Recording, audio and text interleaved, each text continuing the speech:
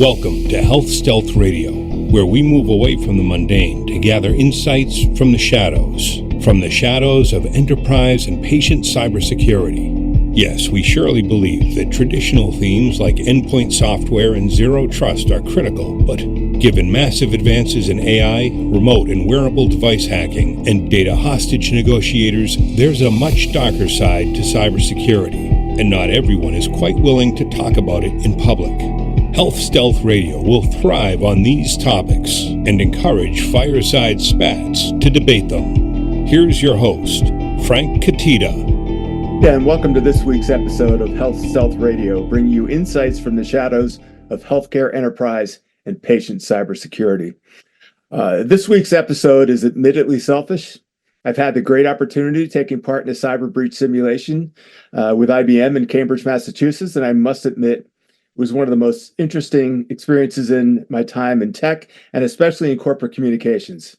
It reinforced the critical importance of building a corporate culture that spends as much time on the far-flung communications aspects of response as it does on the technology fortification. I don't say this very often, but my experience at the range changed the way I think in my graduate courses that I teach and in my work as a healthcare technology writer and researcher. I think you'll see what I mean in the next 20 minutes. Today, we have the pleasure of welcoming Jake Paulson, Global Lead of X-Force Cyber Range and Cyber Crisis Management Team. If that doesn't sound like Health Stealth, nothing will. So, Jake, I'd like to thank you for joining us. So just to kick off, Jake, I just like to do a warm-up question and just tell us what a day in the life of Jake Paulson is like at IBM and what you do during your free time. I usually ask the free time question because in the world of cybersecurity, it's a 24/7 job, and we're seeing the stress and pain that people have in this business. So what do you do during the day, and then what do you do to get away from it all? Yeah, so hey, thanks for having me here, by the way, right? And appreciate being here. So the start to the day for me, I like to always start the day with me time, right? A little bit of centering. I think I'm a young father. I got a 6-year-old and a 4-year-old. So my me time is pretty limited. I got to make sure I do that real early before everybody else wakes up. So, I think I think that a lot of that is based on as well, some of my background in football and the military, just waking up early, getting physical fitness, kind of having some me time up front before everyone else gets running. But on the flip side, right, we run a 24, a global delivery operation, right? And so we have customers all over the world in all different time zones. So sometimes I got phone calls with customers starting at 4 a.m. Sometimes I got them at 6 a.m. Sometimes I got them starting at 9 p.m., right? So the me time and the free time depends on what day and what kind of customers and discussions we have at what part of the week.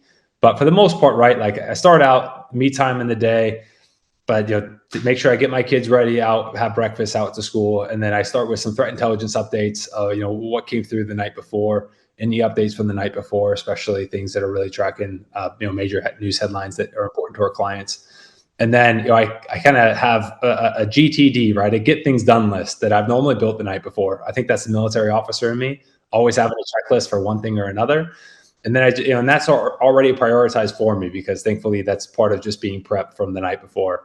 And for the most part, right, for the day, it's about 50% spent on clients, having calls with customers, making sure we're really effectively delivering, really, really impactful experiences for them. And then about the other half of the day is really making sure we're pushing forward our consulting practice. That's great. So in the world of radio, I mean, we have to create the imagery of what you and I got to experience, or what you get to experience every day with the cyber range. So it's going to be a little bit of a challenge because it is really a visual platform and it's a visual simulation just because it has to be, obviously, in so many ways. So could you, just for the audience that has never heard of this before, could you tell our audience the range and the key elements that they would experience if they actually attended on site? Yeah, so diplomatic is a word I like to often use here.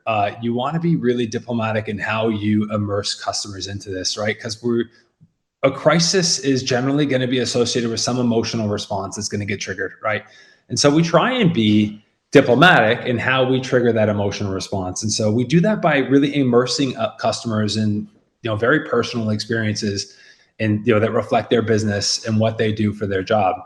So if you think about this, right, like we want to make sure that we create an experience that's personal to them and to their role and their company, right? So you get 10, 15 people from a crisis management team. You want to have each one of those 10 to 15 people have a unique role and uniquely be, evoking their response and their participation in one way or another, right? So if you're having a conversation with whoever's leading the finance, whoever's leading HR, whoever's leading communications, whoever's leading IT operations, and for the most part, right, like you want to be identifying how they would be interacting together in some sort of crisis response. And in that kind of crisis response, there's a perfect world, and then there's the world of everyone has a plan until you get punched in the mouth. And so lots of times there's some discomfort in there, right? There's a lot of expectations in reality setting that sometimes gets kind of blown through. Someone might have had a really inaccurate assumption, and at least that we're in a safe place where we can educate and work our way through some of those assumptions in reality setting, and a safe place where no one's jobs are on the line, and the survivability of the company isn't on the line. It's interesting. The communications professor of me saw that emotion in reality when I attended. So I thought it was very, very interesting, the diversity of people that were in the room, first of all, and then the way that they reacted emotionally based on the intensity of the situation. I mean, anywhere from finance down to the receptionist at the front desk, which I thought was fascinating. So it's been about 4 years ago since I attended, and obviously, just in that 4 years, the landscape has changed considerably in terms of cybersecurity, or maybe not in your point of view. There are probably things that are going to be stable and foundational. So what kinds of things have you had to do in order to evolve the cyber range with the landscape of the breach market and the response market as it is today? Yeah, I'd say like there's a lot of hallmarks that are kind of consistent through, as you're responding to a crisis or a cybersecurity incident. Sure, like the tactics really change, right? How breaches occur, how exploits occur, actions on objectives, those really change, right? Threat intelligence drives, new technology gets introduced. So at that tactical level, that's where a lot of that threat intelligence talks about, right? This is, that's really where in the trenches of cyber warfare, right? But let's say the operational and strategic, like that director and executive level, like that doesn't have a ton of significant change in how an organization problem solves. Because that's really what you're doing in problem solving, right? Is you're reflecting how does the company's capability of crisis management, which is right, the people, the processes that you have in place, the partnerships you have in place, the data you have available to you, and the technology you have in place, right? Like other things that that change, right? A lot of the data stays the same. Technology might change a little bit, and people might change a little bit, but the processes and the partnerships, right? Like you want to make sure you have those identified. One of the things I learned in the military a lot is people come and go, right? In the military, you move around a lot, but the process, the doctrine, the policy, that stays, right? And that at least puts a single frame of reference, a single plan that everyone aligns to, right? None of us are above the policy. None of us are above the plan. This at least gives us a framework to collaborate together, right? And you don't want it to be super prescriptive that imprisons people to really a finite set of tasks. You want it to allow, enable people to come together and effectively problem solve together. And one of the hallmarks that we see of companies that over the last 4 years that we've really seen come out is that problem solving culture, right? Like that there is no bad idea, that there's no right or wrong. Oftentimes, right, I often say this, right, there's no good response here, right? It's just the best of bad options or the least worst. And that, that degree of discomfort is something that, these crisis situations are, naturally evoke. And so as, over the last 4 years, right, like we've recognized some hallmarks and companies have done it really well. And then the process to make sure that, that they can get together and effectively respond cross-functionally as business, strategic, and operational leaders need to some major cyber crisis.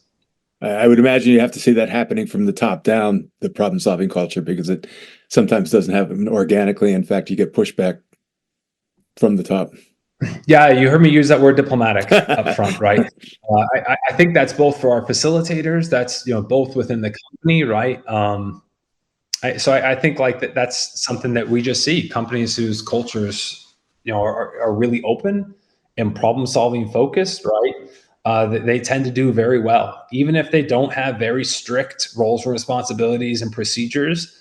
If they have a very healthy problem-solving team, and then their team that is kind of without ego as well, right? Of knowing like, hey, this is where my expertise might end. This is where I pick up the phone and call an expert that's really good at this as their core competency, their core job.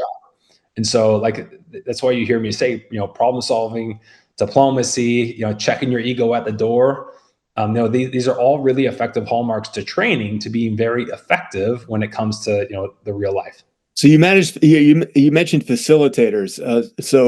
I've gotten to experience them, but could you tell the audience what sort of some of the subject matter expert areas are for your facilitators?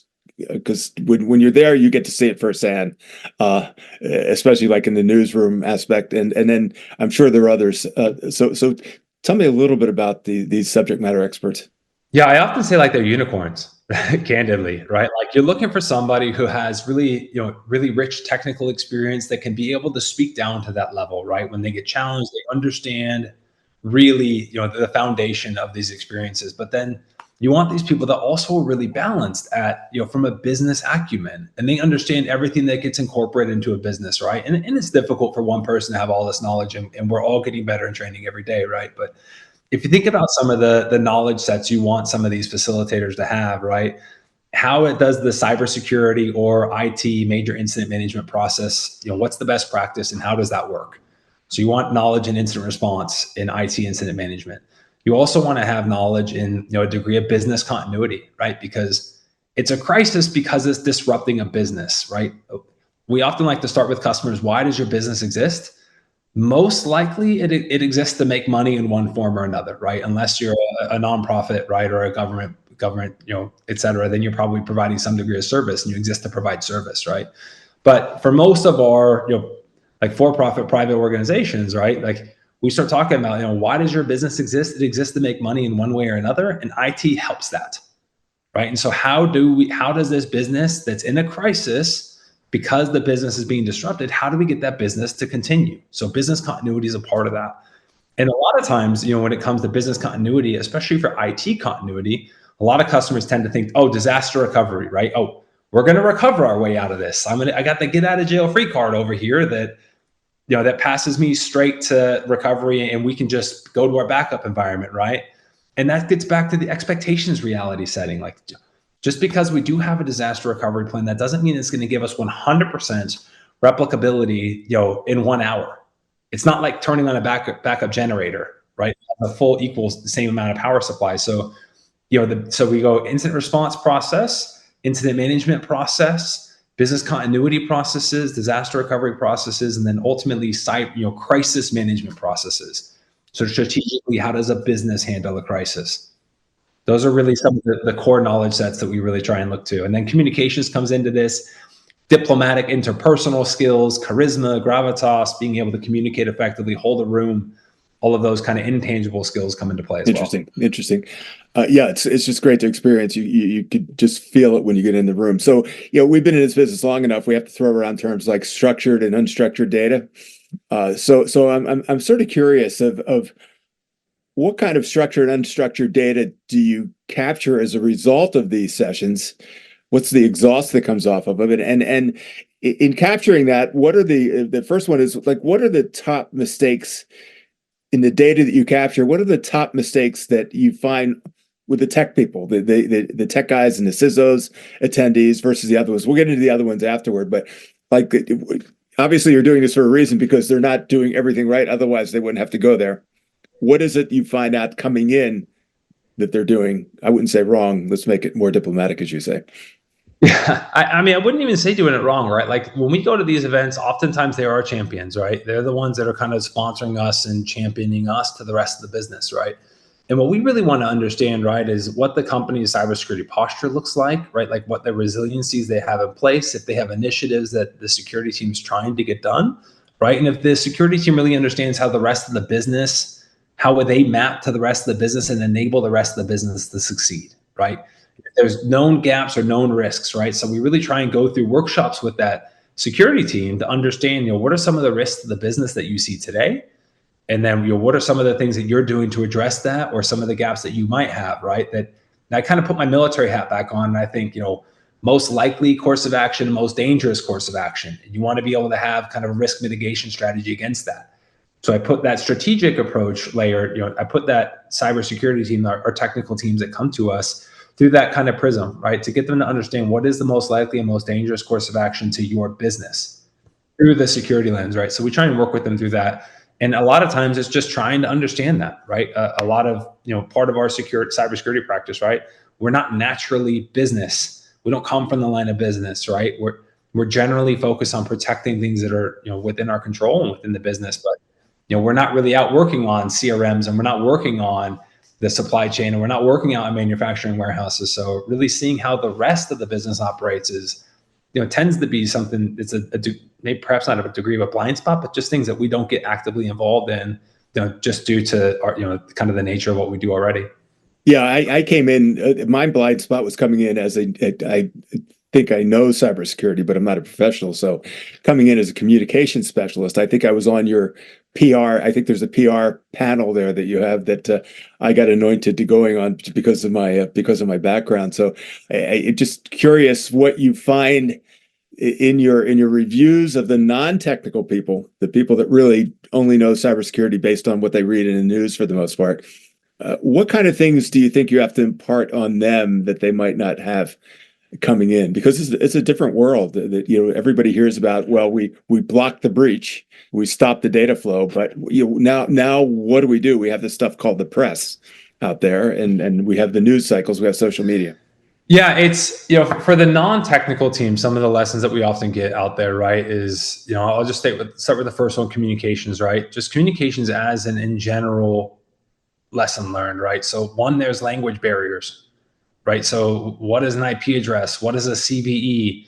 Who are these threat actors? So a lot of the cybersecurity teams will attempt to or translate a cybersecurity ticket that's based in a lot of cybersecurity jargon and lingo and terms that are familiar to them into what is kind of this crisis ticket.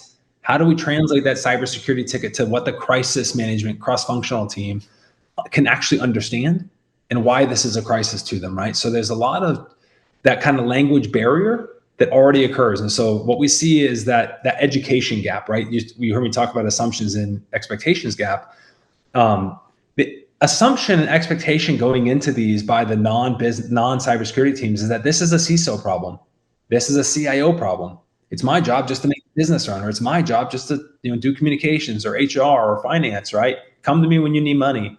And that's actually not just that role. Sure, that is part of the role, but they actually have a very collaborative problem-solving part and a very unique perspective to how the business is being disrupted and what unique considerations need to be had to their unique role in the company, right? They're a part of this crisis management for a reason.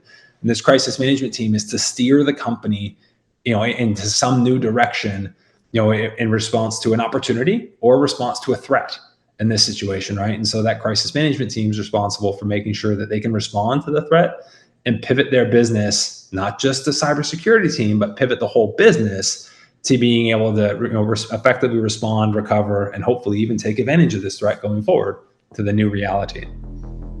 That's great. I'd like to take a moment first to welcome our audience to this week's episode of Health Stealth Radio, bringing you insights from the shadows of healthcare enterprise and patient cybersecurity. We're syndicated on Healthcare Now Radio and are part of the Chime Digital Health Insights family. Let's continue with Jake Paulson on the IBM X4 Cyber Range and Crisis Management Team. Talked about it in your introduction. I mean, the stress that's involved with CISOs and people that are security related is at an all-time high. I would imagine that part of the thinking in what you're doing, it might be more subliminal than obvious, that this is going to this coursework or simulation is a stress reduction exercise. Would you say?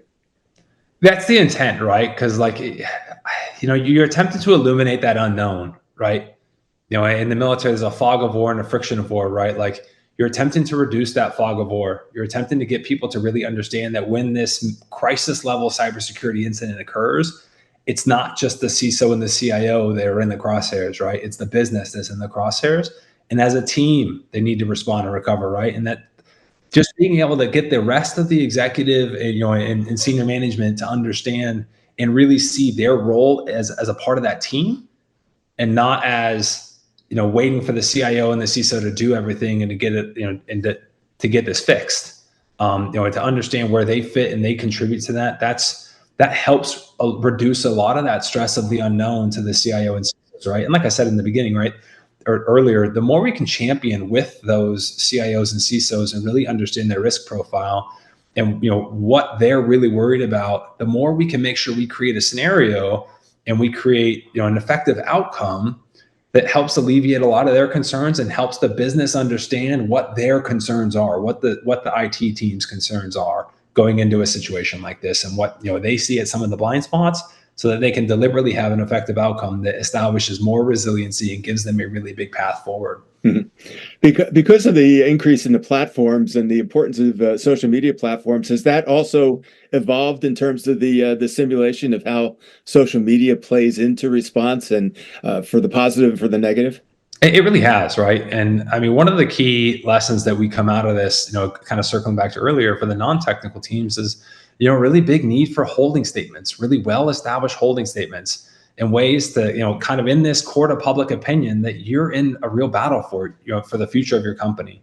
And that court of public opinion has a variety of different stakeholders that you need to uniquely engage, right? You need to uniquely engage, the media. You need to uniquely engage your customers, your employees, your business partners, your supply chain, your shareholders, your board of directors. Every single one of those different audiences, those stakeholders, they need their own engagement management strategy, right? Like, not just a one-time communication, not just a one-time holding statement that gets sent to them, but follow-ups, where they can go for next information, what's being done about it, things that make them feel confident and comfortable that the company that's, the steward of their data and the steward of their finances and of their investment really has their hands around this. They're prepared and they're putting, all the effort forth, and they're taking it seriously to respond to it. So just for definitional purposes, when you say holding statement, we're talking about unified messaging for the most part, something like that, right?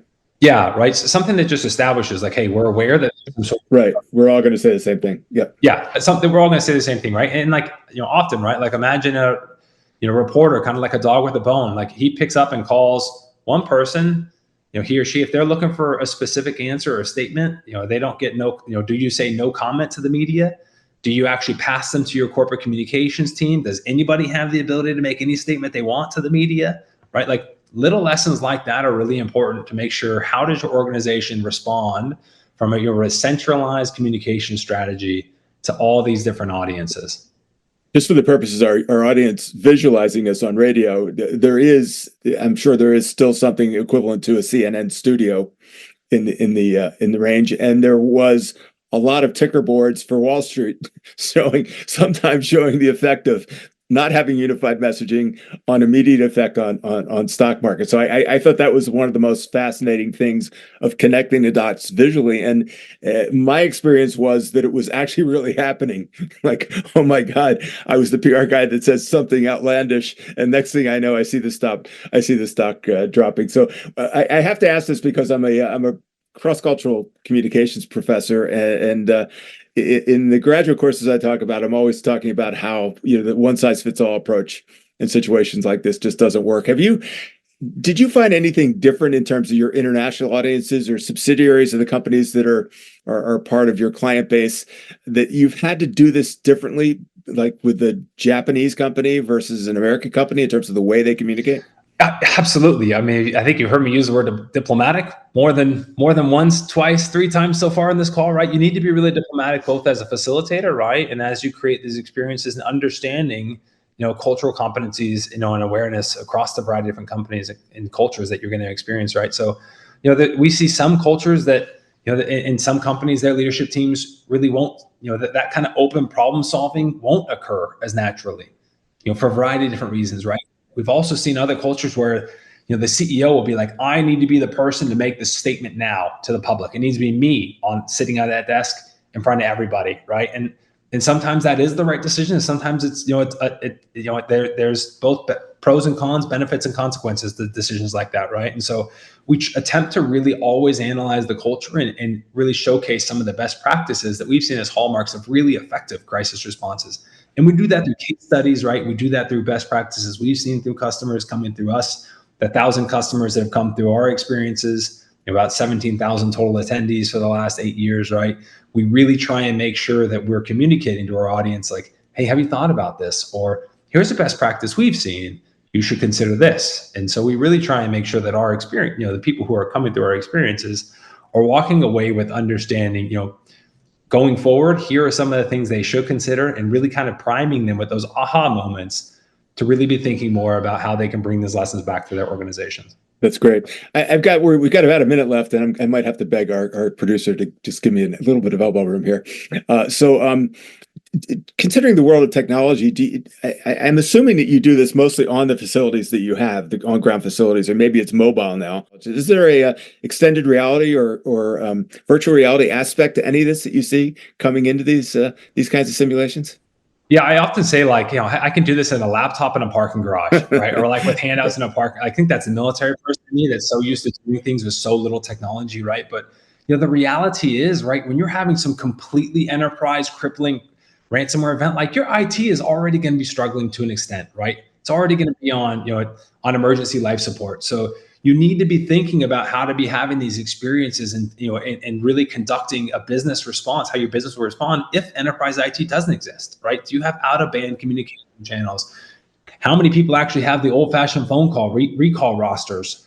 Either printed out on their, printed out either in their home or in their briefcase if they carry a briefcase, or on their phone, right? A lot of people take for granted that they're going to be able to just look things up, wherever they keep their company's roster, their phone numbers, right? I just got the signal, Jake. So I think we hit the end. One of the things I did want to ask you, and I don't know if they could squeeze this in, was about how your military background affected the work you do. But you did an excellent job throughout the presentation of talking about how you wove the military in. And there's a lot of debate sometimes of whether military people make the best because they know defense, or whether they make the best. And I think you've said it better than anyone that I've asked the question to, because they know the chain of command and the process parts that aren't necessarily military things or structure that are baked into the military. So I'd like to thank you for the time that you gave us today. Very insightful, very exciting, and I hope I have a chance to visit again and see what the next rev of the Cyber Center is.